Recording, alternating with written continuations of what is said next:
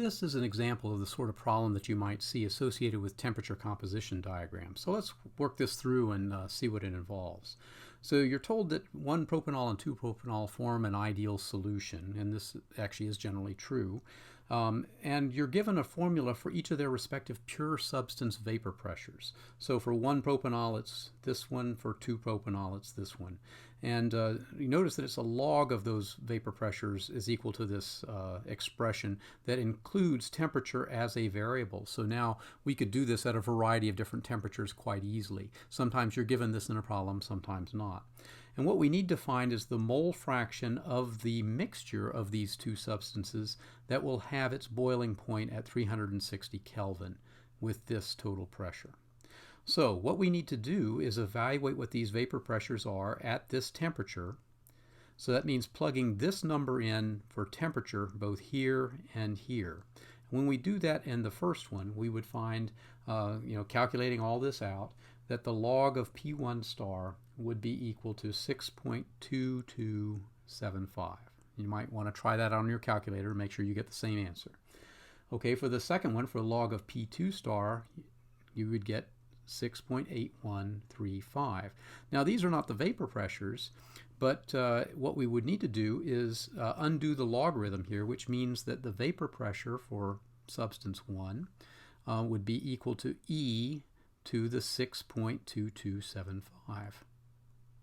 All right, and when we figure that out, we would end up with a vapor pressure of 506.5 torr. I should have mentioned that these vapor pressures should be given in torr. Similarly, for P2 star, we would get E to the 6.8135, and that would give us a vapor pressure of 910 torr. All right, so now that we have these vapor pressures, remember we need to use these in that formula that said that X2 is equal to the total pressure minus the pure substance vapor pressure for component 1 divided by the difference between the two pure substance vapor pressures. All right, well, these are the things we use for those pure substance vapor pressures, and 750 torr is what we use for the total pressure. So we'll end up with a compound fraction that looks like this: 750 minus 506.5 divided by 910 minus 506.5. So we'll end up with 243.5 divided by 403.5, if my calculator is correct, and that would give us a mole fraction of about 0.60. All right, so that also means that the mole fraction in solution of component 1 would be about 0.40. Now, what about the mole fraction in the vapor phase? Well, the mole fraction in the vapor phase for component 2 is going to be the mole fraction in the solution phase times its vapor pressure of pure substance divided by the total vapor pressure of the whole solution.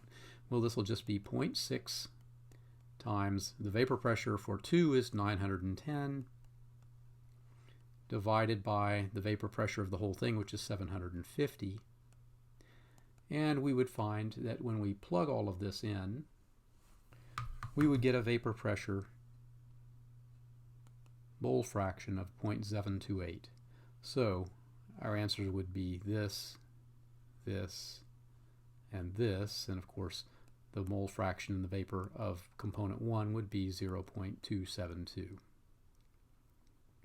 All right, so this gives you an idea of how you would go about solving such a problem. It's not too difficult, especially if you're given formulas.